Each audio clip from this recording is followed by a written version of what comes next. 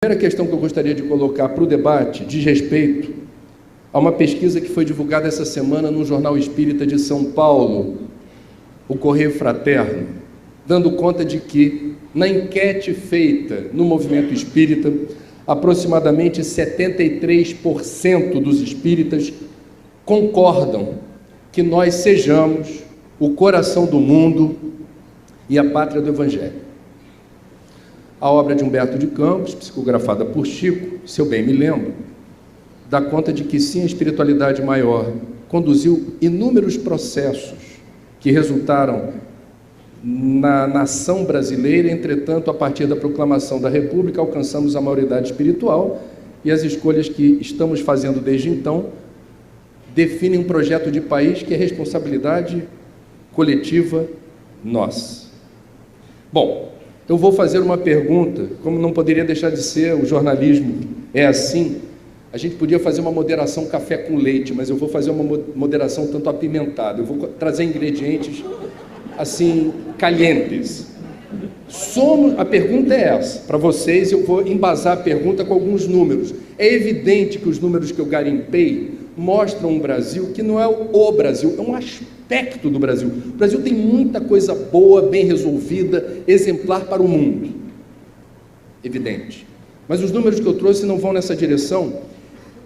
E a pergunta que eu queria fazer é: vocês entendem que nós somos o coração do mundo e a pátria do Evangelho?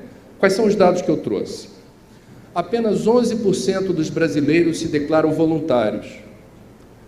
Consomem tempo, ou parte do tempo e energia, numa atividade abnegada em alguma direção que não obtém nem retorno financeiro, nem outra recompensa qualquer.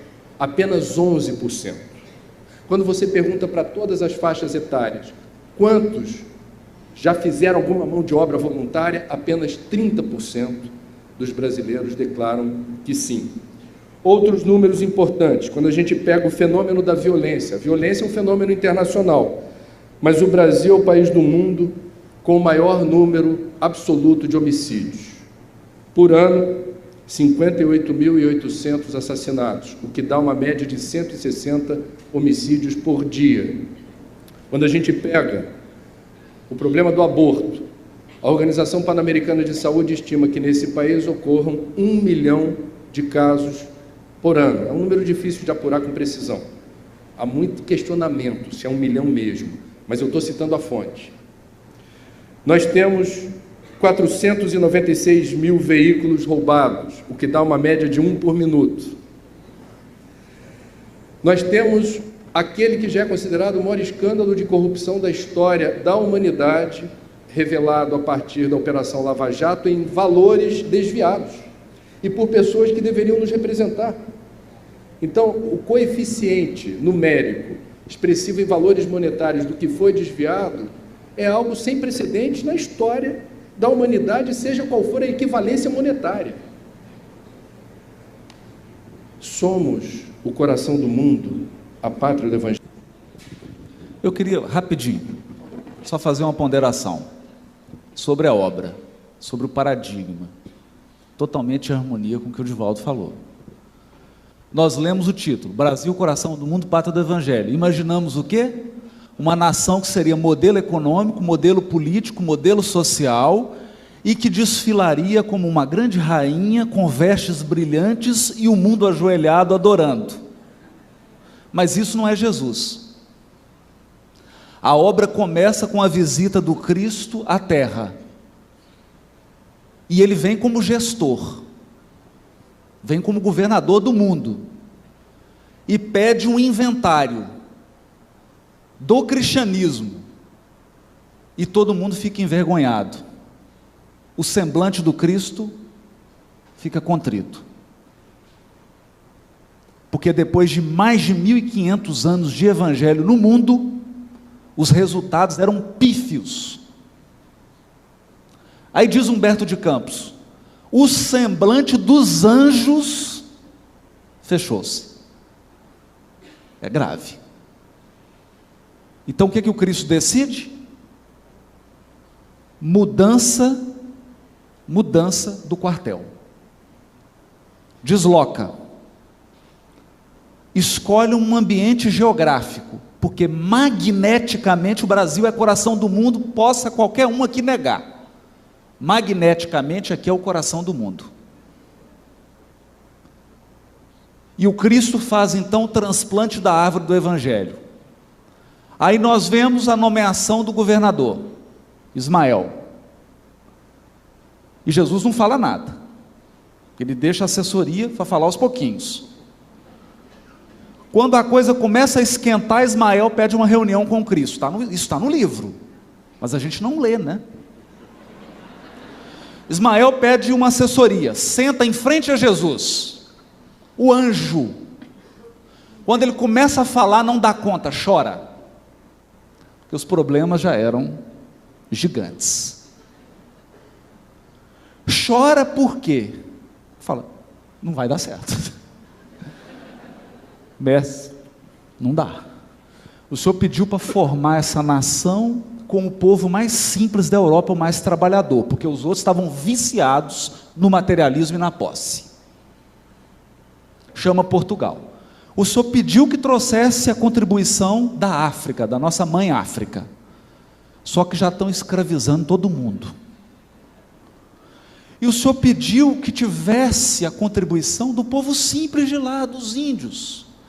Só que o Senhor não imagina o que estão fazendo. E chora, chora. E aí Jesus dá a solução. Fala para ele, Ismael, você vai nas regiões mais tenebrosas da terra